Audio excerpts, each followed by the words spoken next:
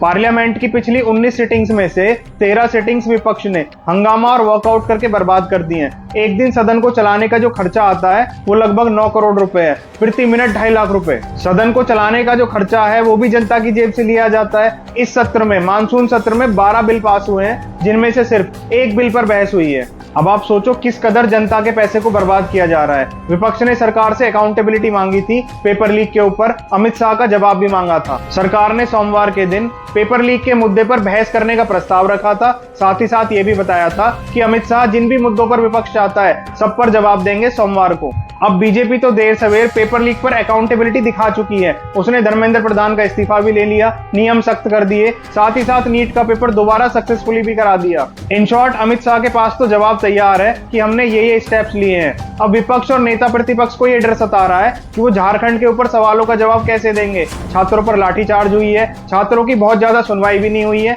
और अब तो ये भी सुनने में आया है कि लगभग 600 छात्रों पर FIR की बात शुरू हुई है। राहुल गांधी अमित शाह से जंतर मंतर पर छात्रों पर लाठीचार्ज के लिए इस्तीफा मांग रहे थे। अब झारखंड में भी लाठीचार्ज हुआ है। क्या राहुल गांधी झारखंड के मुख्यमंत्री का इस्तीफा मांगेंगे? और अगर वो इस्तीफा नहीं भी मांगते हैं तो वो क्या अपने 16 विधायकों का समर्थन वापस लेकर सरकार गिरा देंगे झारखंड की? विपक्ष इन्हीं सब कारणों की वजह से सदन में बहस नहीं करना चाहता है। बुधवार को भी प्रस्ताव रखा गया था कि आप आओ और बहस कर लो। राहुल गांधी ने ये कहकर पल्ला झाड़ दिया कि विपक्ष अमित शाह की इमेजिनेशन और स्पीच को नहीं सुनना चाहता है। तुम्हें नारेबाजी करनी है, तुम्हें हंगामा करना है, उसके लिए सड़क पड़ी हुई है। सदन तो बहस करने के लिए बनाया गया है। ये सदन से वॉकआउट करने की राजनीति 90s तक बहुत कारगर थी। उस टाइम पे सदन की कार्रवाई का कोई लाइव टेलीकास्ट नहीं होता था। अब सदन की कार्रवाई का लाइव टेलीकास्ट होता है तो लोगों को पता चल जाता है सवालों से सत्ता पक्ष भाग रहा है या विपक्ष भाग रहा है।